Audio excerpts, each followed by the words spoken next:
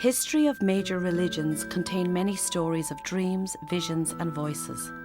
Often those who experience them are seen either as prophets or as mad men or women. Today in Ireland there are 60,000 diagnosed cases of schizophrenia, a psychiatric illness whose symptoms can include experiencing visions and hearing voices. Some of these cases are caused by the use of drugs. At first when you're doing them, it's quite a revelation. But drugs will give you a glimpse of heaven and then take you to hell. There's got a bit of John Martin. Brian Hartnett from Limerick is a DJ, radio show host and artist. 20 years ago, Brian was diagnosed with drug-induced schizophrenia. Perhaps surprisingly, he feels that living with his condition has enriched his life, or as he says, brought him closer to God. I kind of pushed the limits and I had to pay a price for that, but I feel I have a gift now as a result of having suffered. Brian is also active in the area of mental health. He thinks there's a common perception that mental health problems stem from a disturbed childhood. But he seems to have been no more of a handful than any other young boy. It was always a bit troublesome, actually. I had a kind of a wild streak in me. I was the oldest of 5. I was always a very sociable kind of a person, you know. And when I was young, we used to have what we used to call hops, which were like mini little discos in our garages. Oh. And I used to organise these things, and that was my introduction to DJing. I was just going to say, sure, and you're passionate about music. Yeah, that's when it started off. When I was in primary, I wouldn't say I was exactly slow, but I was kind of a bit of a dreamer. You know, I was renowned for staring out the window and, you know, not paying attention. I was artistic from a young age. And did art come naturally? It came naturally to me. It was in me, yeah. Well, my father is an artist. He worked as a commercial artist or a graphic designer, is what you'd call it these days. But we were all encouraged to kind of go out there and do our own thing and find our own way. And when you were growing up, was your faith important? Was it important to your parents? Did you practice? We did go to Mass every week. It didn't really resonate with me really very strongly, especially when I became a teenager. When I got into my teens, I felt I wasn't getting anything from it. It wasn't really, I couldn't really relate to it personally. I'm not sure, it's not that I didn't believe in God or something like that, but there was the actual going to the Mass thing and kind of sitting there and the whole ritual and stuff like that, that didn't appeal to me at all. And I remember actually saying to my parents, look, I don't want to go anymore. And that was a situation now that was difficult, being the oldest. Oh, right, yeah, you were the first to do that. I was the first to do it. When Brian left school, he decided to pursue his interest in art at the National College for Art and Design in Dublin. Of course, going to Dublin in those days was like going to Mars. You know? It was like, it was the big smoke, but you know, it was a real adventure. Like going up there, you know, this was a chance to get to hear more music, see more stuff on television, and meet new people. Obviously, art colleges are enormously creative, exciting places, you know, and I fitted right in there. And you know, I was experimenting with clothes and hair and getting my ears pierced and breaking out of my conservative upbringing, you know. But that whole scene, though, the social scene of college, was that? Oh, that was amazing. Was that, you know, that was the parties. But we had to work hard as well, you know. I mean, I did take it seriously, like, you know. Were you drinking in college? I would have been drinking before, you know. I probably started drinking when I was about 15 or 16, you know. Obviously not very much, you know what I mean. But as years went on, I would have drank more, all right. And then when I was in college, I started smoking marijuana as well.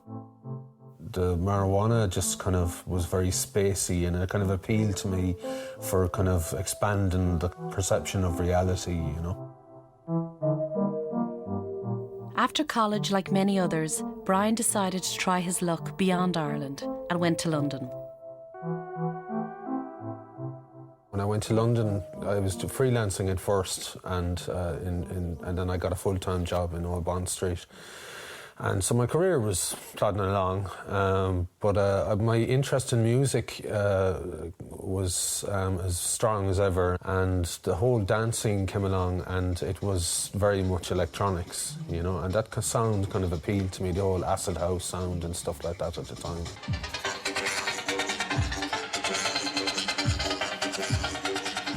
The thing that came along with the dance scene was the drug ecstasy, and that was the drug of choice really for most people that were going to what they called raves back then, you know.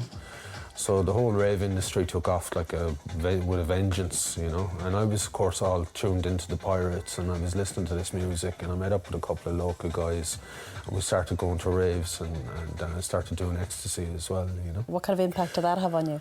Well, ecstasy is more suited for actual dancing. Okay. And, you know, you get a buzz or whatever from dancing, and the more you dance, the higher you get on the ecstasy. And is there a downside to that? You mean when you're coming down off it? Yeah, do you... Oh, yeah, you would be kind of sick after doing it, all right, you know? Yeah. But the feeling that I had in the rave of being connected to people and stuff like that, this kind of telepathic kind of feeling that everybody was as one. You felt everyone was one? Yeah, well, that was what people who were on these were feeling, you know, they were all felt united, and it was part of a big movement, you know. That didn't really stop once you came off the drug. I think it changes your perception of reality, you know, permanently. Mm-hmm. For me, anyway, it did change. I don't think I ever really came back down off that kind of heightened buzz, you know. It felt like a spiritual experience. That's the way it felt, you know, although it was psychological as well. But for me, it was a kind of a spiritual thing, you know. Spiritual could it be spiritual and religious, or just spiritual? Is that your best way? Well, it wasn't religious at that stage, no. No, it wasn't a religious experience at that stage. Unless you were to say that the religion was the whole acid house scene. You know, that was a religion in itself. Do you think it was? Oh, I think so, yeah, definitely. For the people that were really immersed in it, it was their religion, you know.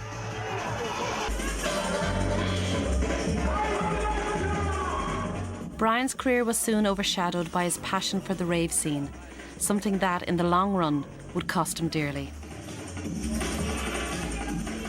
My career was obviously going to suffer if I was going out raving and doing hard drugs, because, you know, you'd still be a bit out of it going in on Monday morning, whatever, you know. So eventually I did actually lose the job that I had, the full-time job.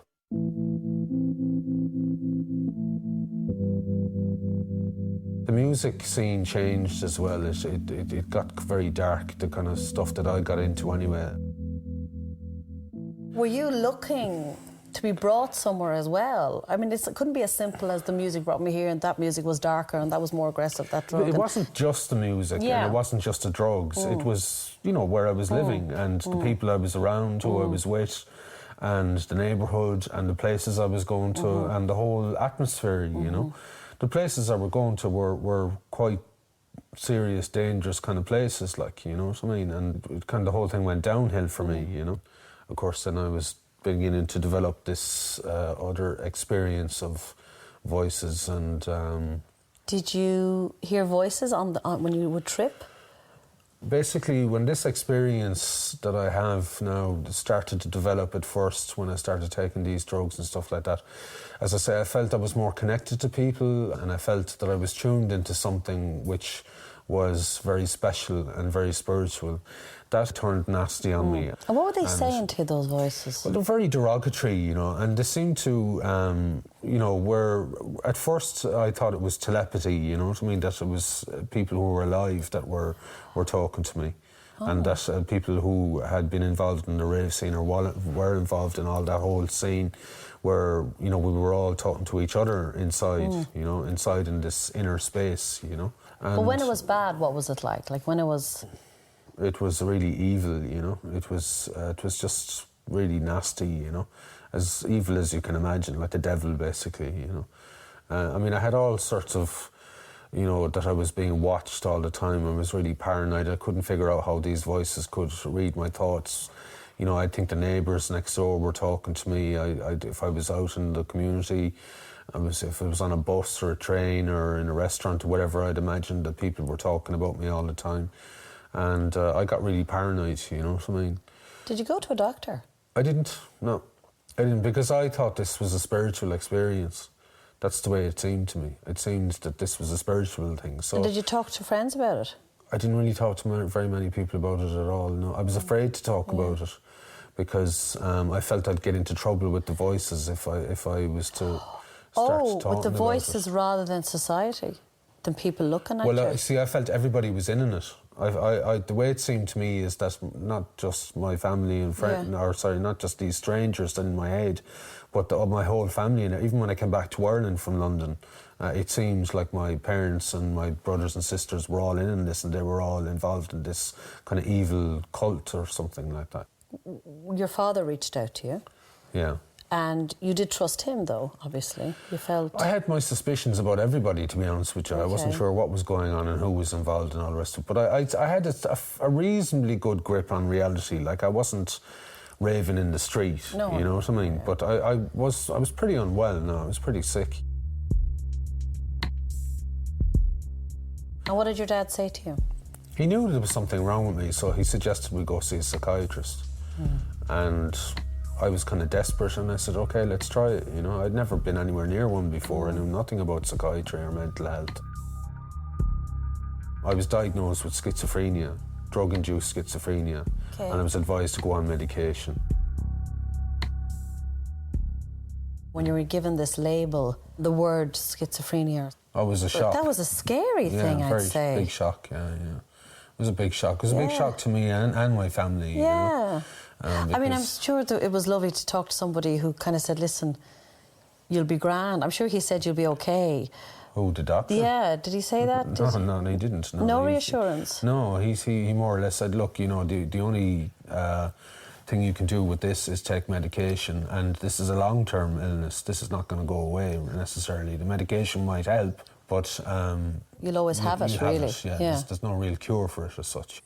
It's a very hard thing to live with, you know, because you feel like you've lost your privacy of mind. All your thoughts are shared with these unseen people. And does the medication help you see reality, or does it just suppress? Well, what it did for me, luckily enough, and I'm very lucky in this, is that it separated the two so that I can experience this inner world and experience reality just as strong as each other. Oh! So I don't confuse the two. But you didn't want to lose that inner world. I didn't, no, and I don't want to either, no. OK, well, that's something now. That's a revelation to me. It wasn't about getting rid of that. It was about managing both. Well, initially when I started taking the medication, it was about stopping the voices. I just wanted them to stop. But as time has progressed, I've actually gotten to a good place with my voices now, where they're very supportive, they're very positive. It's a good experience for me, and I'd be kind of lost without it, really. It's my kind of modus operandi. It's how I function, it's how I live. And I wouldn't want the voices to stop. I believe I had a voice this morning. I believe I had a voice. When you're listening to this kind of music, do you pick an album depending on your mood, or is it just the pick of the day, or just random? It depends on my mood, Okay. yeah. I listen to different types of music to suit my mood, you know. And, you know, with the thing with the voices as well is that sometimes if I feel a bit stressed out, I might not listen to any music. I might just have quiet and listen to my voices, you know, and talk to them. And do you ever listen to music and then some voice in your head says... If I listen to like reggae that? music, I hear a lot of black voices, you know. If I listen to black music, I hear black music. If I'm listening to something like the Blue of the Night, I could be listening to kind of anything, really. Okay. Irish people, I suppose, you know. A few years ago, a new and very different voice emerged. Stronger and more reassuring than the others. It changed Brian's life. About 6 or 7 years ago, I was going through another mini kind of dark period. For the first time ever really in all that experience and all my life, I kind of called out to God. I said, you know, please help me. And suddenly Jesus was there, and he was a presence. I could visualise him, I could see him, I could hear him, and I said, well, look, I said, can you help me with this? And he said, I can, but he said, I have to ask you to do one thing. And he said, just have faith in me. What I realise now is that in actual fact, Jesus was there throughout my whole life and was actually part of this whole experience all along. But I didn't realise this until I cried out for help and to God, and he actually revealed himself as being there. And then he kind of explained to me, he said, look, I've always been here and I always will be, And he does talk to me, he does encourage me, he does advise me. Well, I'm listening to everything you're saying, and I believe that you believe that this is all true for you. Yeah. And there's a little part of me that goes, is it you looking for acceptance by saying it's Jesus? I think there's times when I think to myself, particularly when it goes quiet and there isn't very many voices, and when I don't feel particularly spiritual, I have my doubts then. I think, well, what was that all about? And did that really happen and stuff like that? But then it comes back. And when it's at its height and when it's at its strongest, it's just such a very awe-inspiring experience that you really can't deny it. I mean, I'm not experiencing it at the moment, but I know later on when I go home or tonight or whatever, when I'm leaving here and when I'm on my own on the train going home, I'll be experiencing these things to some degree. And it's a very real experience. And it's just part of my reality, But, perhaps it's all an illusion. I don't know. But I have serious doubts about whether it is an illusion or not. To me, it's not an illusion. It's a real thing that there is a God, that there is a spiritual life, and that there is life after death, and that the voices that I listen to are real people. And of course, I mean, it has been, and it has been mentioned in history, and a lot of very religious figures have heard voices. Voices, of course. Yeah. I mean, Jesus is one. Joan of Arc. A lot of people have heard voices, Do you think sometimes people who have mental illness can have these spiritual connections and can have these vocations and they're being misdiagnosed? I think it's possible. I think quite often when people are having spiritual experiences who are mentally unwell, some of those spiritual experiences are seen as a result of their illness. But I don't think that's necessarily true. I mean, people have spiritual experiences all the time who are not mentally ill. And looking back at that time where you were in chaos, how do you describe that at the time? Was it you not understanding it was spiritual? I didn't really understand the significance of having a protector in God and having a faith in God. Okay. I thought, I suppose, I could do it on my own, but I didn't realise I didn't realise the power he has over this, and how much he has made my life improve. I didn't realise he could do that. I didn't know he could do that because I lived in terror really for so many years. It's not a miracle that what has happened with me. It's just that I have done my bit and he's done his. All he asked me to do was have faith, and I have faith, and it works. And is there a long-term purpose, or is there a plan? Do you feel there's something that Jesus has a plan for you? Well, I think I wouldn't be sitting here today if he didn't want me to be. I wouldn't be doing this unless I thought that it was going to help other people.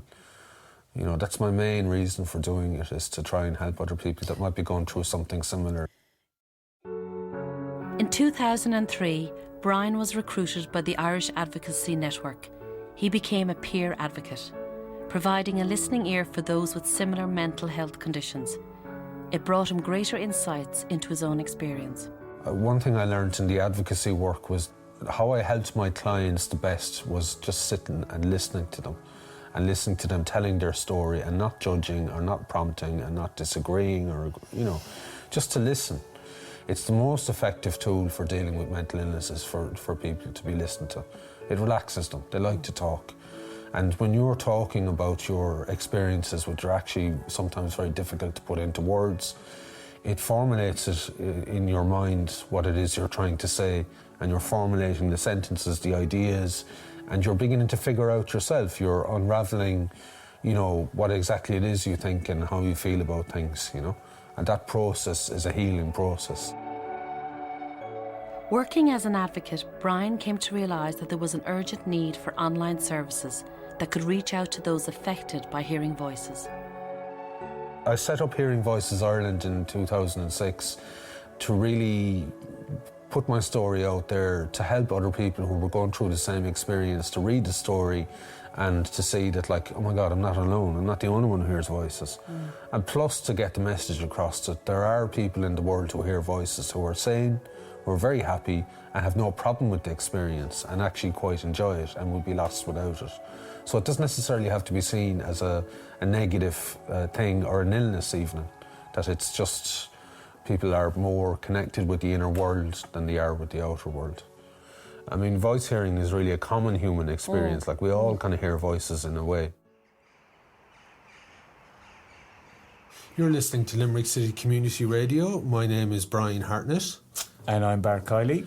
And we call this show The Other Side of the Tracks. There's so much more in my life, which, my interest in music, my radio show and my friendships. Kind of sucks, all right. Yeah, I think it does. All of that stuff plays a role in me keeping well. And I think it's important that when you do become unwell, that you keep your hand in life and that you stay involved in life and that you try and move on and try and learn from the experience and grow with the experience, rather than sort of giving up and thinking that, my life is over and I'm going to be sick for the rest of my life. And I have to ask it because I'm as nosy as the next person. Since we've been chatting, have you heard any voice or any sense of any presence? Yeah, I feel there's people here all right, and I know they're listening to me, and I know that they are giving me a chance to just let me off and do my own thing, and they've been reassuring me for some time now that, look, listen, we're feeding into your whole perception, but we trust in you to, say what it is you have to say, and you can only just do your thing and be honest and say it in whatever way you can, and just get it out, and talk about it, and you'll be fine,